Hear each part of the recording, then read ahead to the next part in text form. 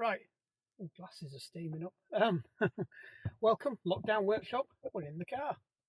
Hold on, let me see if I can do this. Don't know if it sweeps. There we go, change view.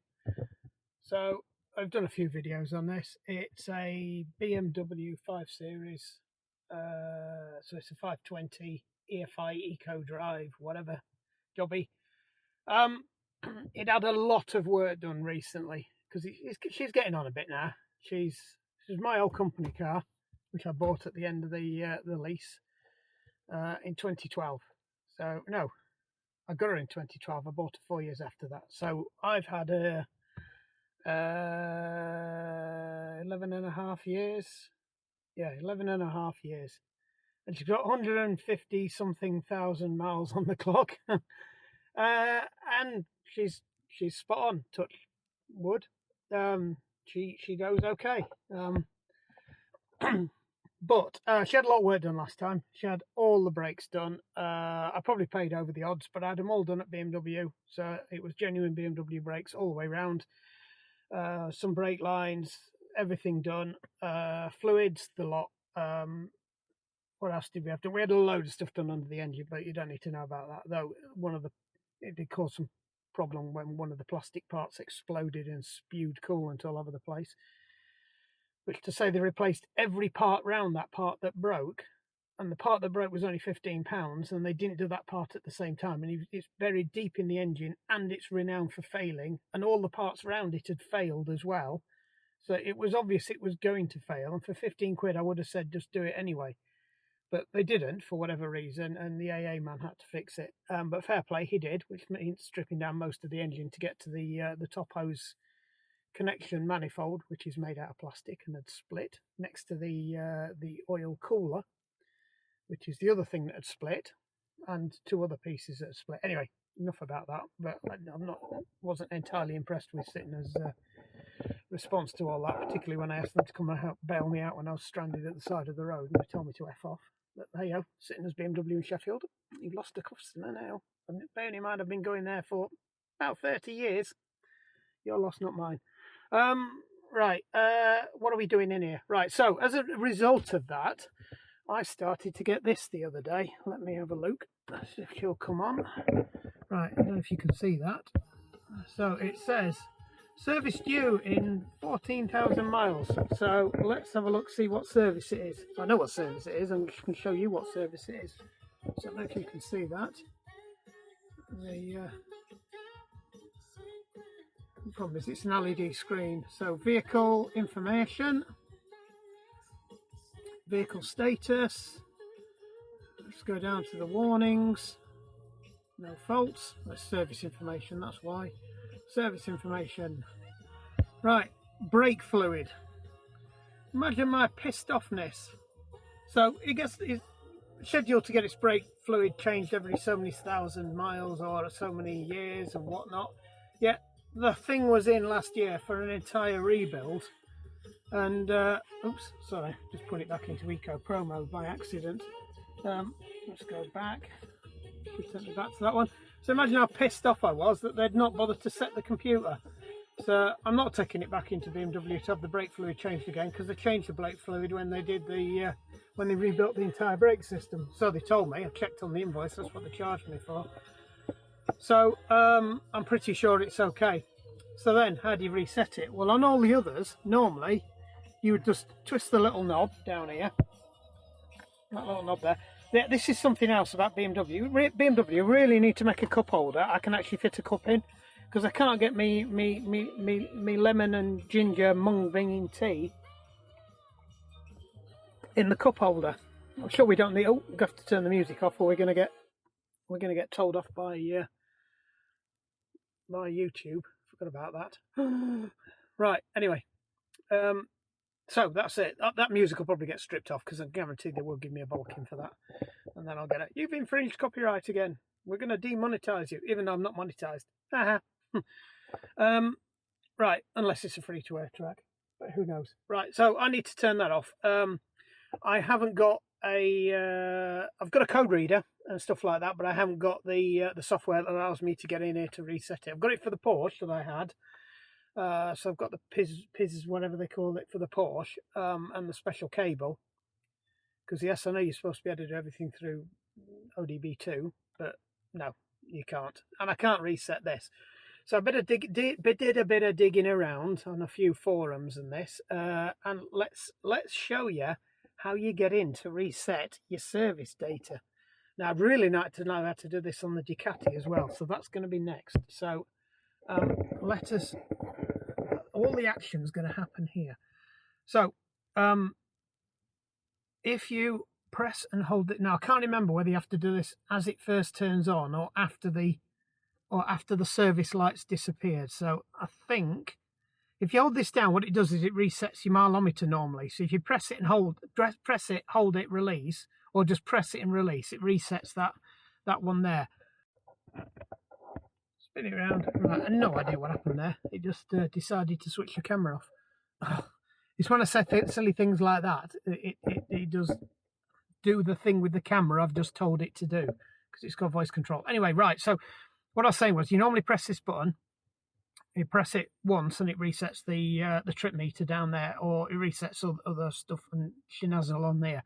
But what I've discovered is if you press it and hold it for a certain amount of time, if you notice the counter tried to 0 and then it went back, there you go, reset possible, brake fluid.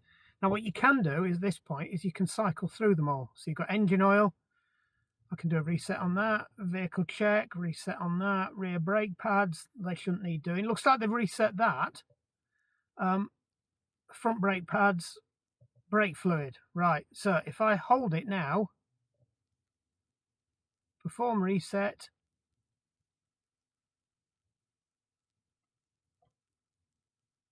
right, so let's go through it again. Brake fluid, reset possible, reset, perform reset. So I keep it held in, I think, because I tried not holding it in.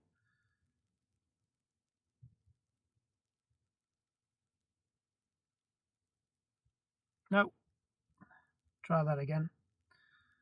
I might have done it. Let's just have a look. I can't remember if you've got to turn it off. Ugh. Reset possible. Right. So hold it. Perform reset. So let's try that again. Hold it. Reset. Ah, there you go. You have to keep coming off and then pressing and holding again. Reset successful. So there you go. So I'm assuming it's the same for all the others. If you want to do a reset, you press it, hold it until it comes up with an option. You release it, you press it, you hold it, and then it'll come up with another option. You release it, you press it, you hold it, and then it does a countdown, and then it resets it. So cool. So in theory now, if I stop this and then start it again, that should reset. Service due, that's reset on there. So if we come back out of that, there you go, vehicle inspection, we're all clear again now. There you go, we're done. The next one is a vehicle inspection. Right, that's it, that's how you do it. Right. Cool. So there you go. That's a nice little short. It'll go on. I'm not sure whether they'll go on as short as a main video, but she's doing okay. Look at that, 154,353 miles she's done. And to be honest to God, she still feels as good as she did when she was brand new. Maybe a little bit down on the power, but we've never hammered this car. It's nearly always been driven in Eco Pro mode. These were that car that they were kind of brought out to get around government taxes in Germany and the UK and to encourage company car buyers. So at the time when I got this, the tax on it was half of that. I was paying half the tax that I would have been paying on a Ford Fiesta, something like a 1300, a really small engine Ford Fiesta, and this is a 2-litre, God knows how many brake horsepower, turbo, diesel monster. That basically what you can do is if you press this button down here, you can go from comfort, where it turns all the electrics and the auxiliary stuff up to maximum again, so your aircon and everything goes up to full, turns all heaters on. It's even got heaters for the windscreen washer, bottle and the windscreen washer lines and the windscreen washer head. So the little squirters have got little heaters in. So when it's really cold, you just, as long as you're in comfort mode or sport mode, it'll even defrost those for you. And then if you go into sport, it then remaps the engine to the full brake horsepower for the 520 diesel. So it's not M mapping, but it's sport. So okay, again. So yeah, so that's the there you go. That's the biz with it. Right. So anyway, look, it's in sport mode now. Well, the clocks go red and everything. And then if you go back into comfort and then Eco Pro, they go green. There you go, green. There you go. The BMW, I think it's an F90 if you're a purist and you want to know what your BMW model classifications are. It is an F90. It's a four-door saloon. It's not the estate. I wish I had bought the estate, to be honest. It would have made more sense. But at the time, we didn't have a saloon car. We had a big truck, so we got this, and then no, we had an estate car. We had an X-Type. So, but unfortunately, we then sold the X-Type. So I should have got this. I should have got the estate version of this, or the wagon, or whatever you want to call it, because we bought the Porsche after that, and so we were left with that car with a decent boot space. But anyway, right, enough waffle. Like and subscribe. Hope that was useful. I don't do many of these car ones, how-tos, so it's a bit of an interesting one. Well, different. I won't say interesting. You probably find it boring as shit, but there you go. That's how you reset without a fancy computer if you've got a BMW. Well, almost certainly there will be a button on the screen that you press for all the others as well of these recent makes. It's like if you want to reset the sat-nav, and that's another fault that happens on these as well. I might as well show you that one here. If your sat-nav goes wonky, which it's done quite a few times, where you set off when you first get in the car, and it'll come back, cannot get route, or the sat-nav's frozen in a position. It's just the onboard computer's gone nuts. But unfortunately, the onboard computer controls a whole load of other things, including some of the emergency stuff. So when your computer goes screwy, don't ignore it. You need to pull. Sometimes you can get away with it by doing a quick engine stop and restart, and it'll clear it. But you've got to be careful, because it does a lot of the other stuff, like your cruise control and your emergency braking and things like that are all controlled by the computer as well. So if the computer has gone screwy, don't ignore it, because it could have taken out something else as well. But the way you do it is basically you just hold that in, and we're going to get some music again now. We hold that in, keep holding it in, and I'm going to get told off again. Turn the music down. You just keep holding it, and there you go. Shuts the computer down. Now, the good thing about that is you can do it while you're driving along. So that's done a forced reset of the entire computer system. Just be careful if you've got cruise control on, because I'm not sure what it's going to do to your cruise control. It's either going to get stuck on, or it'll just knock off. So just be aware. Don't do that while you're driving along.